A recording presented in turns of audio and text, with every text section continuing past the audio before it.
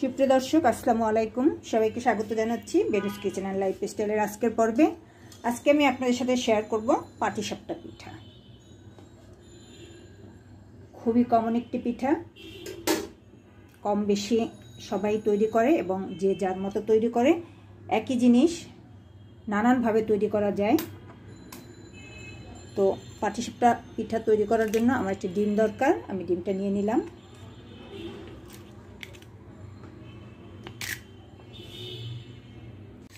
ডিমটাকে ভালো করে ফাটিয়ে নিচ্ছি। 1 চিমটি লবণ দিলাম। খেজুর গুড় দিয়ে বানাবো। এই বোতলের মধ্যে খেজুর গুড় আছে।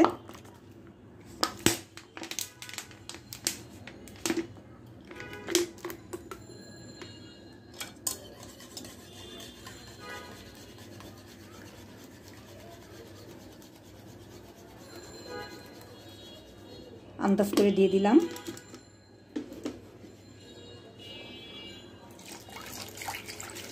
কিছুটা পানি দিলাম। ভালো করে গুলে নেব। এবার অল্প অল্প করে ময়দা দিয়ে পাটিসাপটা পিঠার উপযোগী করে ঘন একটি ব্যাটার তৈরি করে নেব।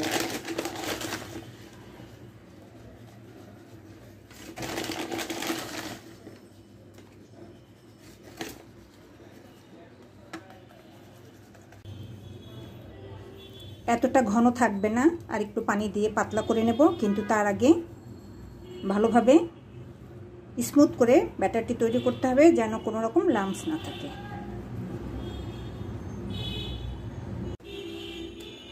পিঠার ব্যাটার রেডি। মিষ্টিটা আমি আমার আন্দাজ মতো দিয়েছি। এখন এটা রেস্টে রাখবো, আর সেই ফাঁকে পিঠার ভেতরে দেওয়ার জন্য পুরটা তৈরি করব।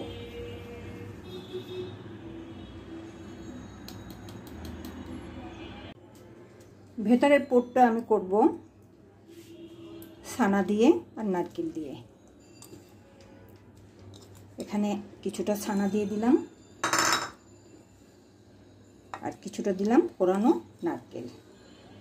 প্রায় সম পরিমাণ, নারকেলের পরিমাণ একটু বেশি।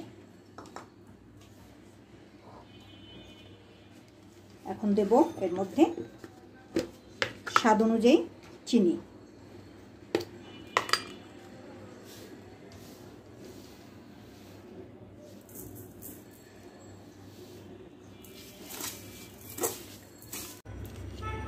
একটুখানি পানি দেব।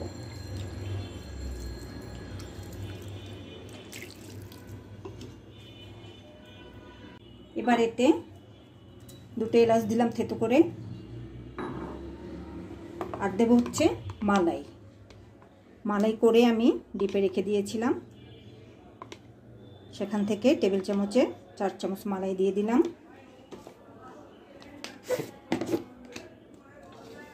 আর টেবিল চামচের 2 চামচের মতন গুঁড়ো দুধ।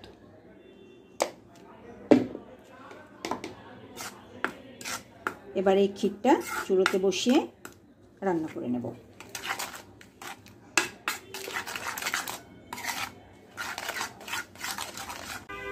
চুলো জ্বালিয়ে দিয়েছি এবং চুলোর আঁচ মিডিয়াম করে রেখেছি।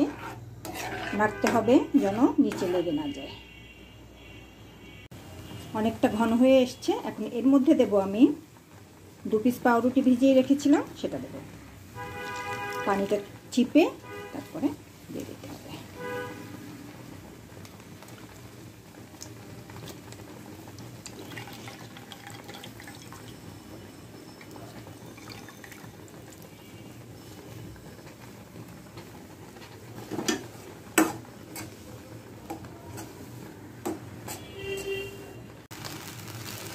আমি 4 চামচের আরও 2 চামচ চিনি দিলাম।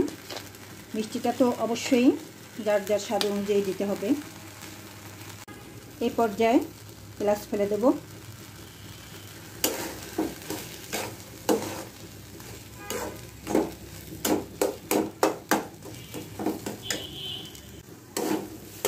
পুরটা হয়ে গেছে। এবার নামিয়ে নেব এবং ঠান্ডা করে নেব।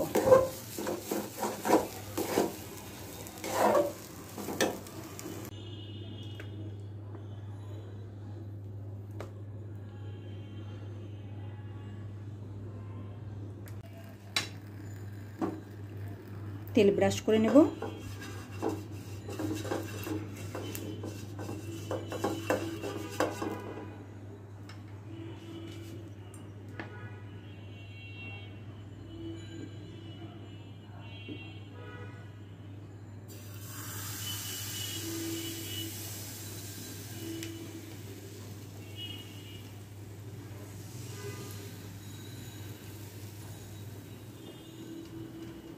চুলোর আঁচ একদম কমিয়ে নিয়েছি।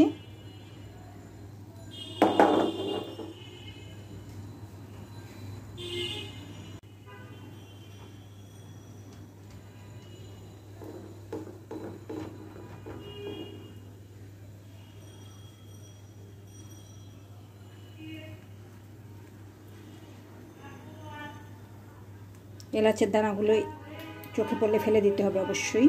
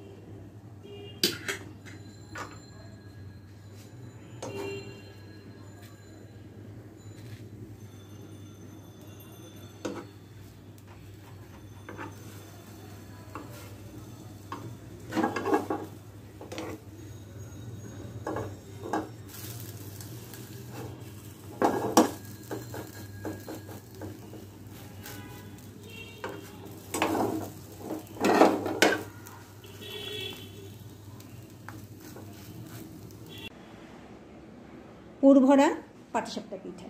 বিশেষত্ব তেমন কিছুই নয়, ভিতরের পুরটা শুধু আমি একটু অন্যরকমভাবে দিয়েছি। এই যেমন ক্ষীর, মালাই, তারপরে নারকেল আর কি গুঁড়া দুধ এভাবে দিয়েছি। যাই হোক, আশা করছি আমার আজকের পাটিসাপটার পিঠার রেসিপি আমার বন্ধুদের ভালো লাগবে। ভালো লাগলে আমার চ্যানেলটি সাবস্ক্রাইব করে আমার সাথে থাকার জন্য অনুরোধ রইল। পুরনো বন্ধুদের প্রতি অনেক কৃতজ্ঞতা এবং ভালোবাসা। নতুন বন্ধুদের আমন্ত্রণ জানিয়ে আজ তাহলে শেষ করছি। সবাই ভালো থাকুন। আল্লাহ হাফেজ।